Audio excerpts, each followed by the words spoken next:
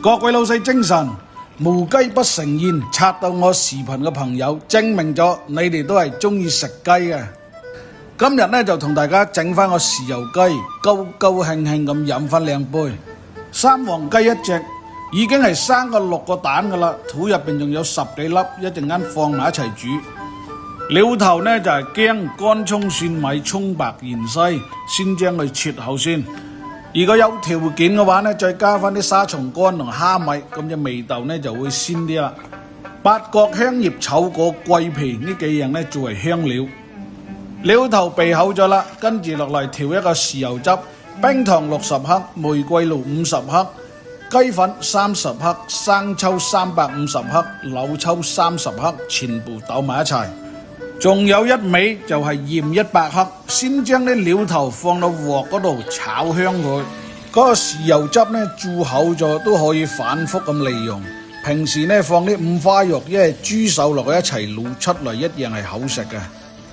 香料呢同樣係放到鑊入邊炒到佢受熱為止，跟住落嚟呢就放埋啲豉油落去一齊煮開佢，再加埋2000克嘅清水，再次將佢燒滾。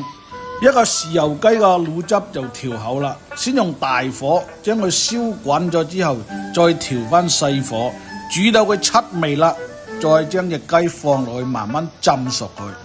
因為今日調隻豉油汁呢唔係咁多，所以怕佢黐底，就要掂個竹笪喺底下啦。浸個過程當中呢，就要將佢翻過來2到3次，咁樣呢佢先熟得夠均勻。因為個豉油汁啊係冇浸過成隻雞嘅。而家呢係翻過嚟第2次噶啦，表面已經係開始上色，但係仲未夠熟。呢個時候呢，再放埋啲雞雜落去一齊浸。如果滷汁夠嘅話呢，就唔使麻煩啦，浸夠時間啊，直接撈出嚟就可以啦。浸個豉油雞嗰時呢，大概係23分鐘左右。咁呢關火嗰時呢係15分鐘就可以啦。而家係關咗火，然後呢喺上面呢攞啲豉油汁淋一淋佢，俾嗰啲色呢上得均勻啲。時間到先將佢撈出嚟先，攤凍咗再斬。呢個就係玫瑰露豉油雞啦。就算係滷好咗，隻雞頭呢都仲係趷起身嘅，應該啲味道呢都唔會差得去邊。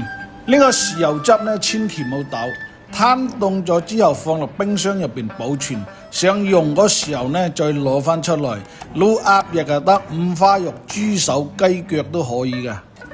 而且呢就越滷越香。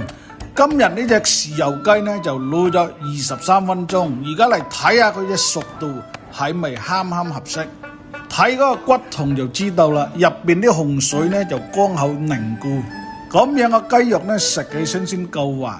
講係講啦，試過先知道。